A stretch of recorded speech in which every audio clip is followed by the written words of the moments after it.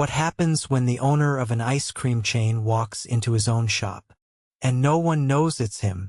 Brayden Johnson stood outside the 6th location of his ice cream parlor chain, adjusting his baseball cap and wiping his palms on his jeans. He looked nothing like the clean-cut CEO he usually was back at headquarters. Today, he was just Brady, a new trainee starting his first shift behind the counter. He'd bought the company 7 years ago from a retired couple who built it up with heart, but not much structure.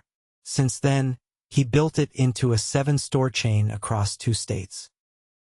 The business was making money, but lately customer reviews had dipped. Turnover was high, and the last report he got from his district manager didn't sit right with him. All good, just kids being kids. That wasn't good enough. He never met the staff from this particular shop before. The place was about 2 hours from the main office, and the only time he visited was during renovations 3 years ago. Since then, it had fallen into the hands of a manager named Travis who'd been hired by the previous district manager. Brayden never met him. He stepped inside. The bell above the door jingled, and the smell of sweet cream and waffle cones hit him like a memory. The girl behind the counter didn't look up. "You the new guy?" she asked, grabbing an apron from the back hook. "Yeah, Brady. Starting today." She tossed him the apron. "Cool. I'm Faith.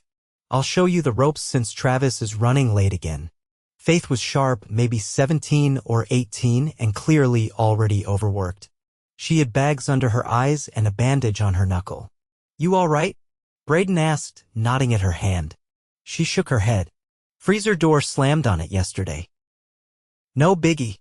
He said nothing, but his stomach tightened. She moved fast, showing him how to scoop, prep toppings, handle the register. She did it all like she'd done it 100 times. Customers came and went. Faith handled each one with a smile, even when a kid dropped his cone and his mom blamed her for it. "Sorry you had to deal with that," Brayden said after they left. "Part of the job," she shrugged, wiping down the counter. "Want to see part 2? Cleaning the bathroom." Brayden chuckled. "Lucky me." Faith smirked, but before she could lead him there, the door swung open. A tall guy in his late 20s, scruffy beard, sunglasses on, indoors. "Travis." "Yo, Faith, you didn't clock Brady in yet?" God, do I have to do everything myself?" He grabbed the tablet and tapped a few things. "All right, you're in." "Brady, right?" "Yeah." "You work anywhere before?" "Fast food, a bit." "Cool. Just don't screw up and this'll be easy money." Brayden nodded. Travis leaned against the counter, scrolling his phone as the lines started to grow. Faith handled all 6 people while Travis didn't move an inch. Brayden stepped in and helped her scoop. Brady," Travis called out, "you're not trained yet." "Step back." Faith shot him a glance, but Brayden raised his hands and stepped back. After the rush, a girl named Lila came in. She looked about 16, nervous and shy. "You're late," Travis said. "I got dropped off late." "I'm sorry. Docking you 10 minutes. And next time, I'm cutting a full hour." "Got it?" She nodded, head down. Brayden watched her walk behind the counter, hands shaking as she got gloves on. Later, during their 15-minute break, he sat with Faith at one of the customer tables. "Does Travis always talk to her like that?" Faith sipped her soda. "Yeah, Lila's new. He's worse to her, 'cause she won't talk back." "Why doesn't anyone report it?" "To who? The district manager?" "He's Travis's cousin." Brayden blinked. "Seriously?" She nodded. "He don't care. Just wants his numbers." He let that sink in. They returned to the counter. Customers came and went. Brayden kept a close eye on how everything worked, who did the work, who didn't. Travis disappeared into the back for nearly an hour. When Brayden checked, he was sitting on a milk crate watching YouTube on his tablet. Then, around 5, the new shift came in. 2 high schoolers, Andre and Mia. Andre had a great energy. He greeted customers with a grin, made people laugh, even offered a free cone after a kid's scoop fell. "Hey!" Travis barked when he noticed. "We don't give out free cones. Take that out of your pay." Andre looked stunned. "But he dropped it. I said out of your pay." Andre went quiet. Brayden clenched his jaw. He turned to Faith. "Do they really take it out of your pay?" "Yeah," she said. "Travis says if you mess up, you pay up." Brayden said nothing. He needed to see more. But one thing already felt wrong. These teens were working hard, doing all the heavy lifting while the manager sat in the back and barked at them. When the shift ended, Faith walked past the register and opened a logbook. "What's that?" Brayden asked. "Wage sheet. We write our hours down here too, just in case the system forgets." He leaned over casually and glanced at it. That's when he froze. Faith $9.25 per hour, Andre $9 per hour, Lila $8.50 per hour, Mia $8.50 per hour, Travis $19 per hour. Brayden's heart thudded. The base pay he set for entry level was supposed to be $12.50. No exceptions. He looked at Faith. "Is this right?" he asked. "Yeah," she said. "New hires start at $8.50. Travis says we're minors, so we get less." "That's not legal," he said before catching himself. "I mean, that doesn't sound right." Faith laughed bitterly. "Tell that to Travis. He says we're lucky we get paid at all." Brayden's hands curled into fists. Tomorrow he'd come back, but not as Brady. Tomorrow they'd know exactly who he was. Brayden arrived the next morning in a button-down shirt, slacks, and a jacket that hadn't seen the inside of a kitchen in years. No hat, no name tag, no apron. He parked in the back, just like the staff did, and entered through the side door quietly, deliberately. The store wasn't open yet, but the lights were on. Faith was already there, prepping the front with a rag in one hand and her phone tucked under her chin on speaker. "No, I'll be back before 7. Yeah, I left a bowl out for him." "Okay, love you too." She hung up, startled when she turned and saw him. "Brady?" "Not exactly," he said. He took a slow breath and looked her in the eye. "I'm Brayden Johnson. I own this company." She didn't move. Her face didn't change. Just her grip on the rag tightened slightly. "Right? And I'm the Queen of England," she said. He pulled out his wallet and handed her a business card. She stared at it, then again at him. "You're serious?" "I am." Faith stepped back and leaned against the counter. She didn't say anything for a few seconds. Then her voice came out low. "Are we getting shut down?" He shook his head. "Not at all. But I need to speak with everyone. Is Travis coming in today?" Faith checked the clipboard near the register. "He's supposed to. He's got the open to close again." Brayden nodded. "Good. Let him clock in." Faith looked like she wanted to say more, but the bell above the front door cut her off.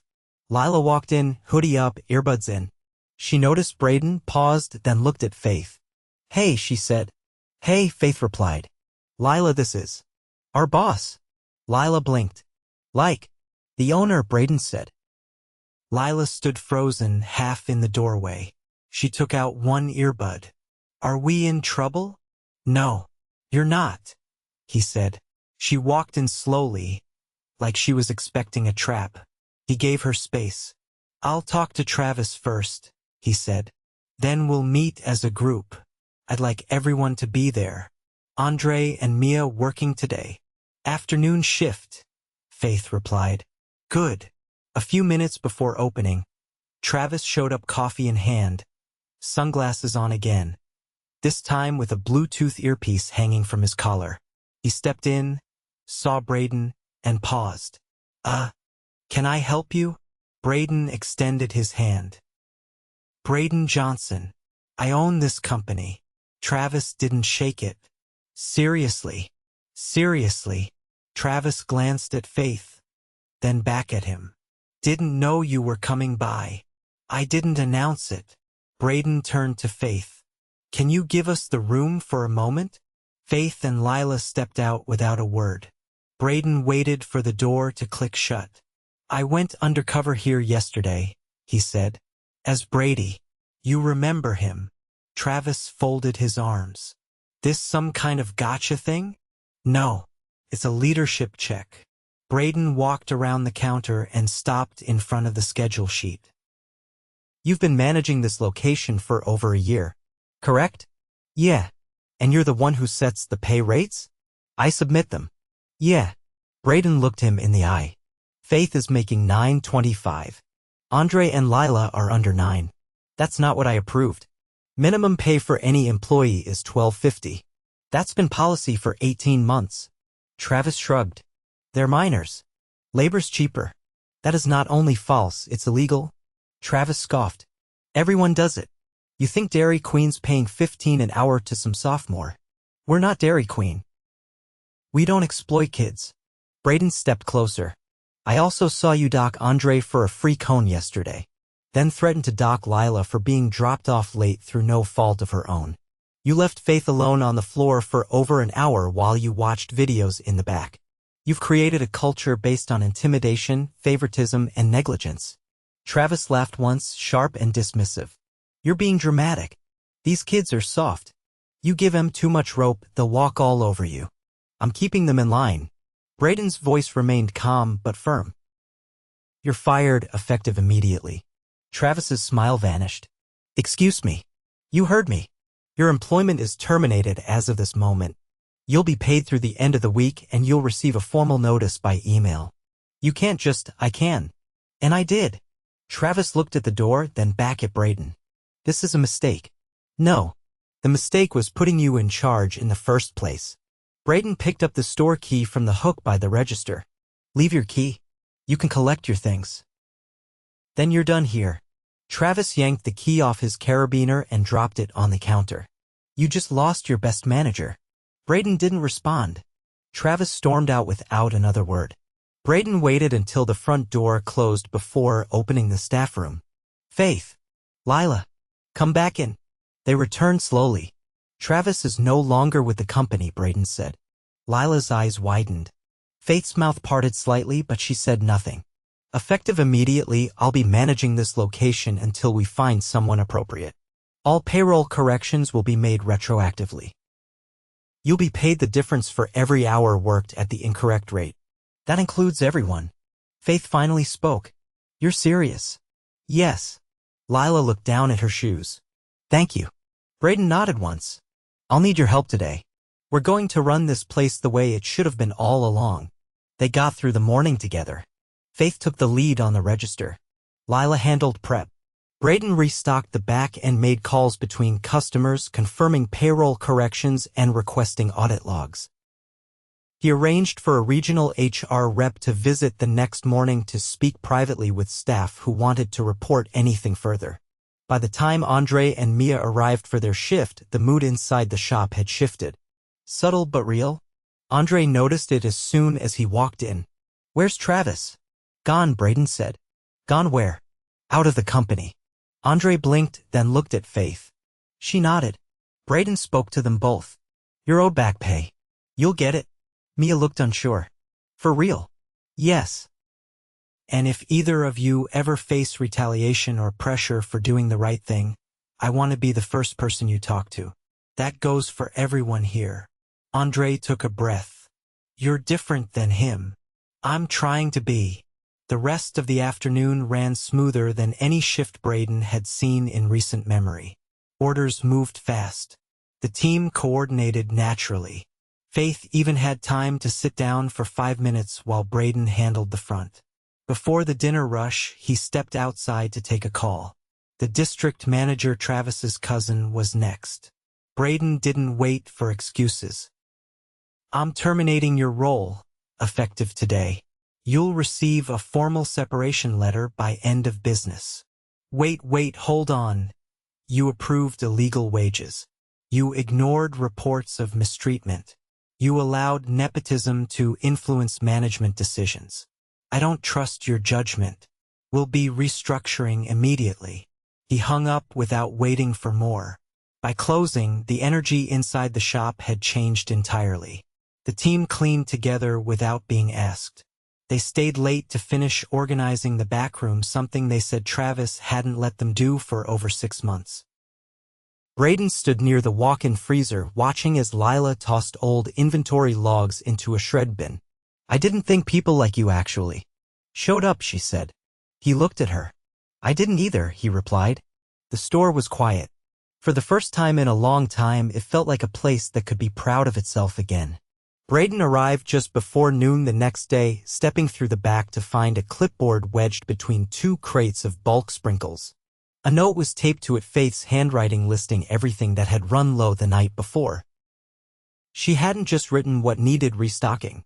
She'd included the reason for the sudden shortages, the frequency of each item's use during the last 3 shifts, and a suggestion to adjust inventory ordering. He reviewed the list slowly, then carried it with him into the front. The shop was quiet. The morning rush had passed, and Faith was wiping down the windowsills while Mia arranged the display toppings. Lila sat at the prep table in the back, folding napkins into bundles for the afternoon. Brayden walked over to the register. "Faith, who's been tracking inventory until now?" "No one," she said, brushing dust into a paper tray. "Travis used to tell us to just use less sauce. That was his version of budgeting." "You wrote all this last night?" "Yeah. I figured it'd be easier if we knew what we were actually running out of." He held up the clipboard. "This is good work. You want to take over inventory tracking until we hire a permanent manager?" She hesitated. "I mean, I can. If you think it helps." "I do. I'll make it official. Starting today, you'll handle weekly counts and ordering. We'll bump your pay to reflect the added responsibility." Mia looked up from the toppings. "Wait, we can do that? Just pitch in and get a raise. You contribute more, you earn more. That's how it should work." Faith didn't say anything, but he caught the way her posture shifted straighter, more solid. He spent the next hour reviewing the store's HR folder. It was thin. Most of the files were incomplete. Several onboarding forms were missing signatures. Brayden flagged the entire cabinet for corporate review and made a note to have the HR rep extend their visit to a full audit. By early afternoon, Andre arrived for his shift. He walked in with earbuds dangling around his neck and a folded apron in hand. He spotted Brayden near the sink and gave a small nod. "I heard what you did," he said. "About the wages. That was real of you." "Glad you think so," Brayden replied. Andre leaned against the counter. "I was about to quit last week. Had a job lined up at the car wash." "What changed your mind?" "I figured I'd give it one more week.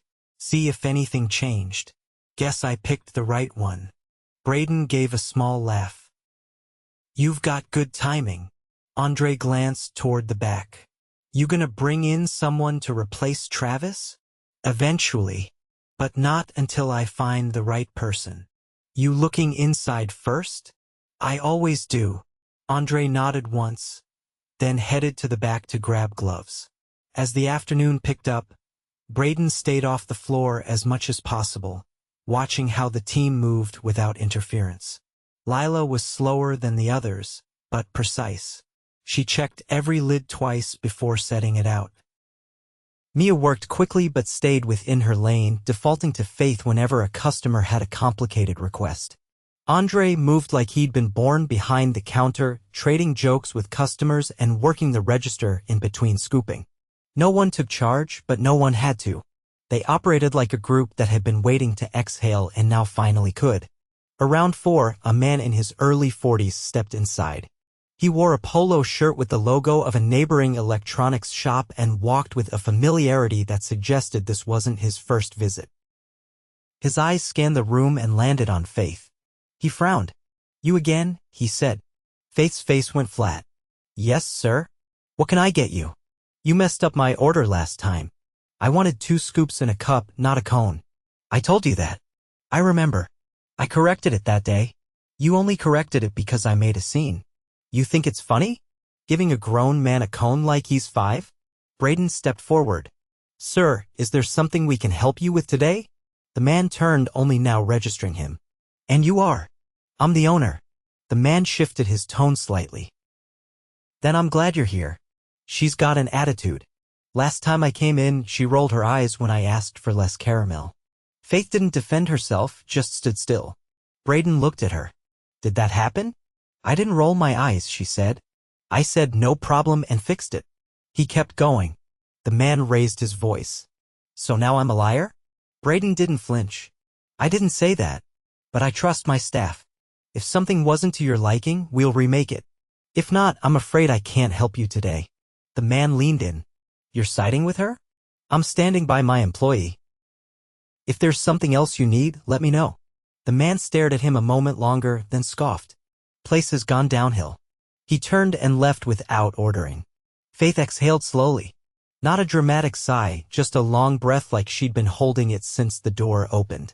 He does that every few weeks, she said. Always finds something. Not anymore, Brayden replied. If he comes back, I'll handle it. She gave a short nod and returned to wiping the counter. At 5, the HR representative arrived. Brayden introduced her to each staff member privately and gave her the back office to conduct individual reviews. He didn't ask what was said, only that she document everything and flag anything requiring immediate action. By 6, the line was out the door. Brayden grabbed gloves and jumped on register, calling out orders and grabbing cups with the same rhythm he'd picked up during his undercover day. Andre worked beside him like they'd been doing it for weeks. Faith handled toppings, Mia worked the cake freezer, and Lila prepped cones with laser focus. It wasn't perfect. Brayden forgot to charge for one Sunday and dropped a scoop of pistachio, but the energy was different. Customers waited without complaining. One even left a 20 in the tip jar.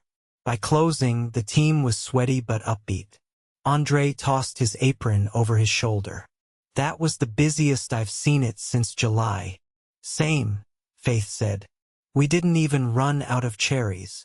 That's because you tracked it, Brayden said. She gave a small shrug, but there was pride behind it. He waited until the floor was mopped and the last trash bag tied off before speaking again. I've got something to ask. Everyone looked up. I need a temporary floor lead. Someone to train new hires, manage the close, and handle scheduling. It's not a manager role, but it comes with a raise and priority for promotion when we're ready. Faith, are you interested?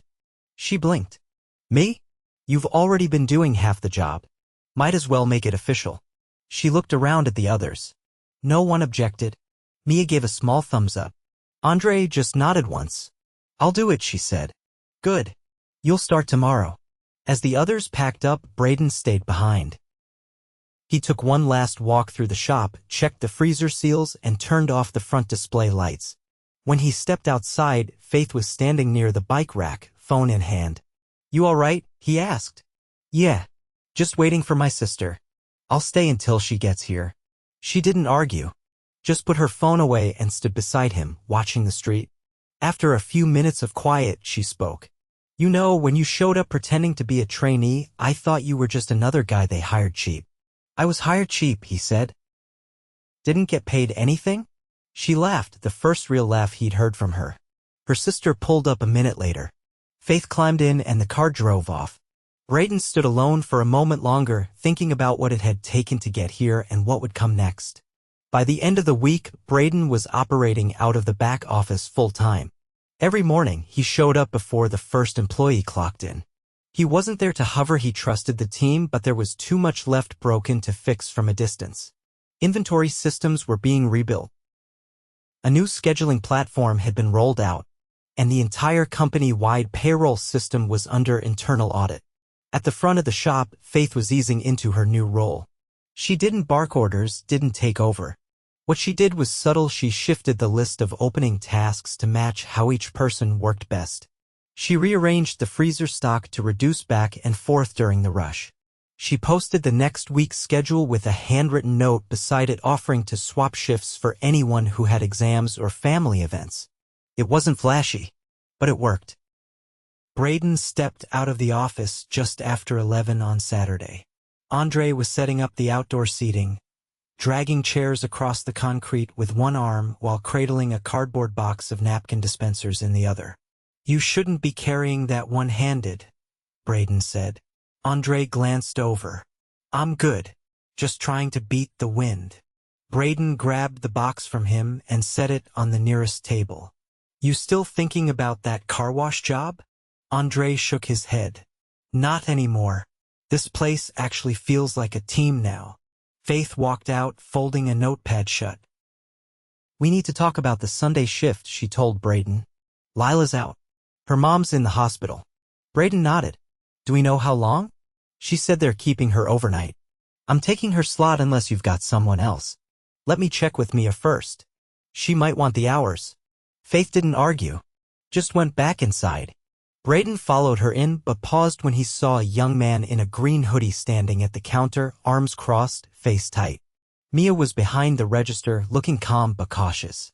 "You guys got Rocky Road or not?" the man asked. "We do," Mia said.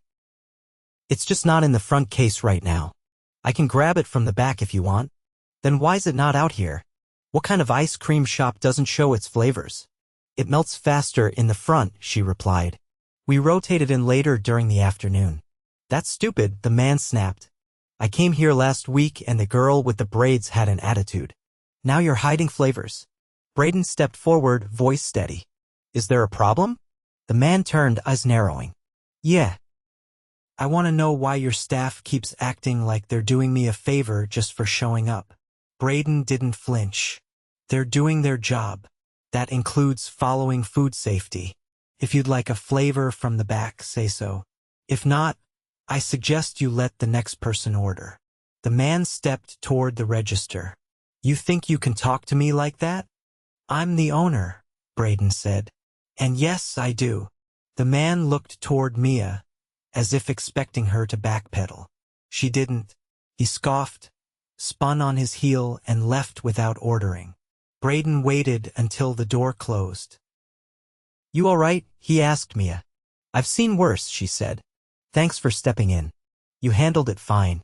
I just made sure he didn't cross a line." She nodded once, then went to restock the napkin bins. Brayden stepped into the back as Lila's replacement arrived. Her name was Hannah, a high school junior who had just finished onboarding that morning. She wore her apron slightly off-center and had double-knotted her shoes so tightly her ankles looked stiff. "You nervous?" Brayden asked. "A little. I've never worked food before."